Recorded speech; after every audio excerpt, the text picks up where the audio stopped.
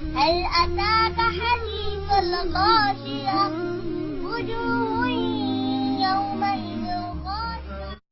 mar kasta iyo maalin kasta wax ku baro hab cusub oo online ah iskana diiwaangeli markiska daarul yaqiin online adiga oo ku sugan daafaha caalamka haddaba markiska daarul yaqiin waa markis ku bixinaya casharada hab maqal iyo muuqaal iskayba waxaanad ka helaysaa xifdiga quraanka kariimka ah quraanka oo la iska saxo